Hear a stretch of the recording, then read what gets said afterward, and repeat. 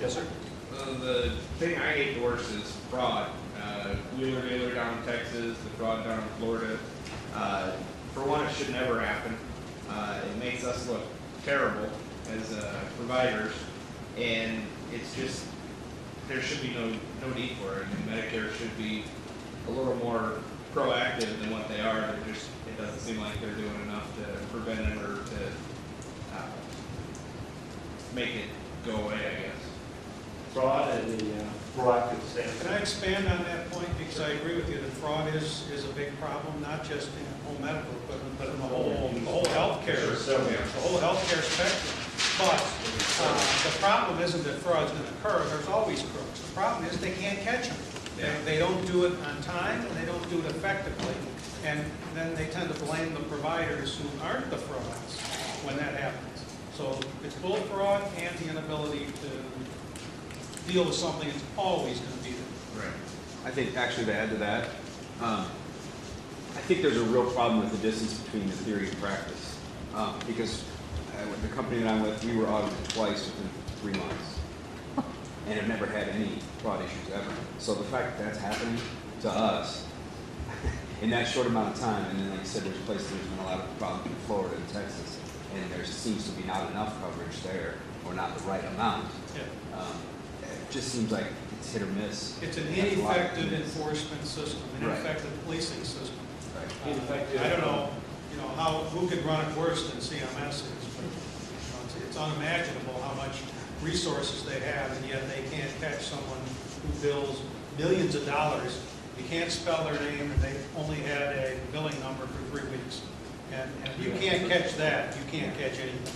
Reactive versus proactive. Ineffective enforcement system, reactive versus proactive. You know, to piggyback on that too today, Jim, you can talk to any attorney in a different region, and you could try to get clarification of how to do something appropriately. You can't even get the same answer from the same U.S. government depending on who you talk to. They're so burdensome, the books are this big, and it's true stories. I can give you many. You can't even get one standard answer to your question depending on who you ask.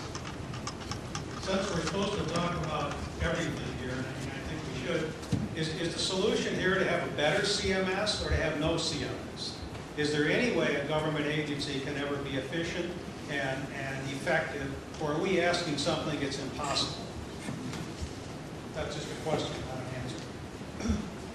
I think that goes with dictating morals and ethics for DC or Des Moines.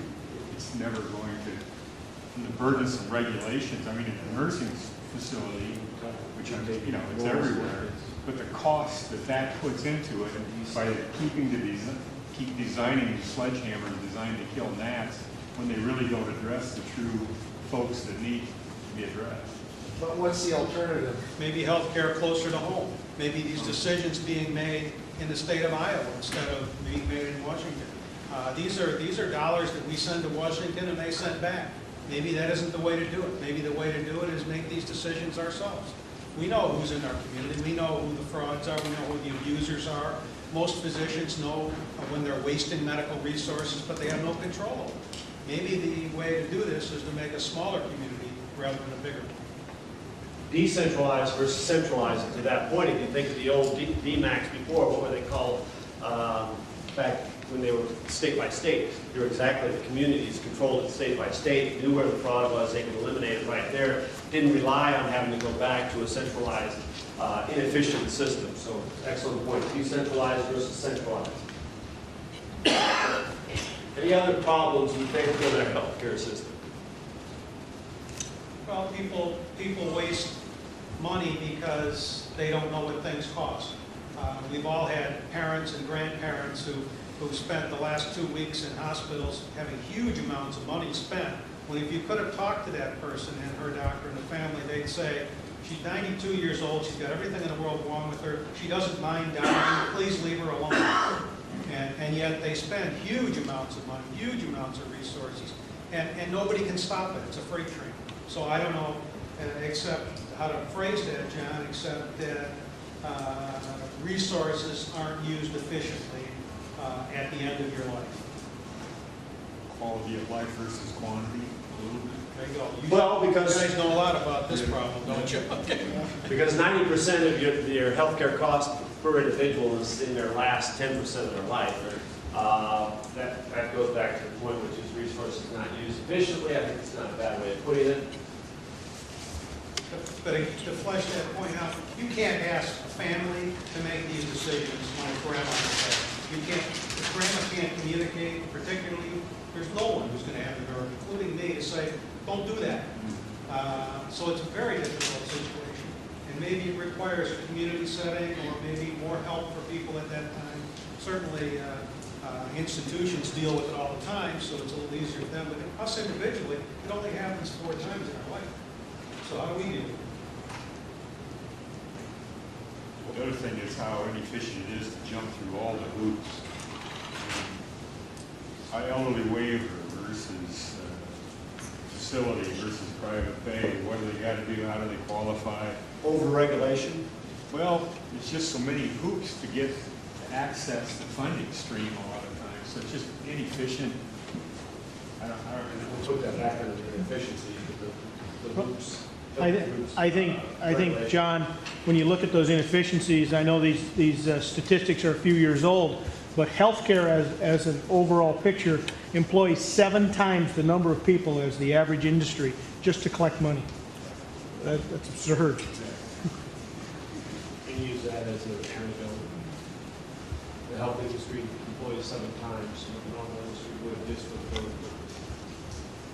We'll get a copy of that and include it in. Are there any lawyers in the room? About tort reform, or is there a need for where doctors have to do all the testing and the hospitals do all the testing to make sure they cover the bases so they don't get sued? Good thing you waited until Congressman Braley. Try a lawyer. That's me, my comment. In case you brought it up. So, I'm gonna have to say something on that, John. I don't think that's the problem. I think the problem isn't on the lawyer's side, the problem's on the doctor's side. I think we need clear rules for physicians that say you don't have to do every test. I don't think you should. I know, I represented doctors in hospital for 20 years. I represented doctors who took out the wrong kidney, took off the wrong leg, who drilled through arteries, who did horrible things to patients and made big mistakes. Those doctors should pay and did pay, and whenever you went to a jury, they did the right thing. They never did the wrong thing in my experience. Juries will let doctors off for things that aren't their fault. But if you leave a clamp this big in a patient's stomach, they make the doctor pay. And I don't see that there's anything wrong with that as long as it's controlled. Doctors shouldn't have to give every test in the world. They should only have to meet reasonable physician standards, and we can do that. We can make those rules clearer and more specific. But I don't think it's the fact that doctors can be made to pay for mistakes should be changed because we have other huge problems in healthcare. We don't let architects off when buildings collapse. We don't let engineers off when dams fail.